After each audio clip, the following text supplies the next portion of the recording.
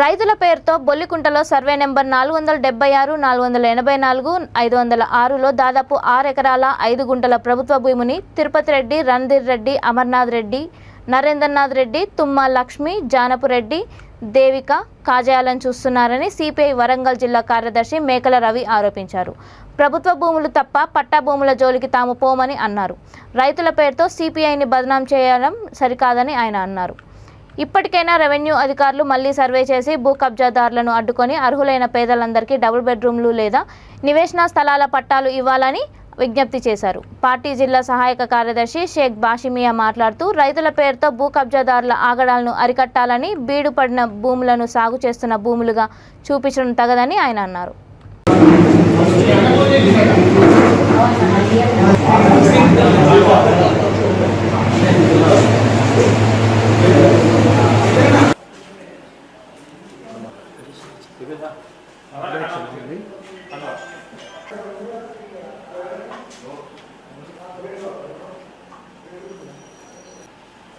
టోటల్గా సంవత్సరం మీద 3 నెలలు అయితే ఉంది.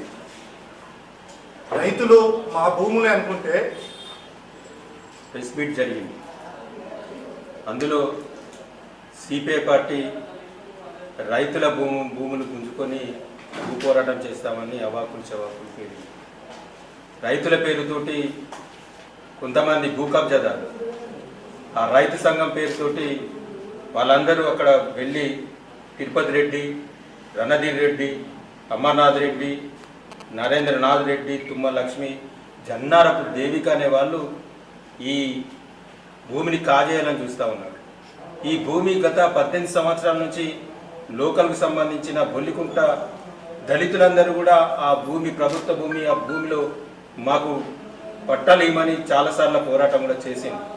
కానీ కమ్యూనిస్ట్ పార్టీ నమ్ముకుంటే ఆ భూమిలో పోరాటం చేసి ప్రభుత్వ భూమిని పరిరక్షిస్తారు, మనకు పట్టాలు కావచ్చు లేకుంటే పక్క గృహాలు కట్టించేందుకు వాళ్ళు చేస్తారని మా దగ్గరికి స్థానిక ప్రజలందరూ వస్తే మేము గత సంవత్సరం నుంచి ఆ భూమిలోకి వెళ్ళాం.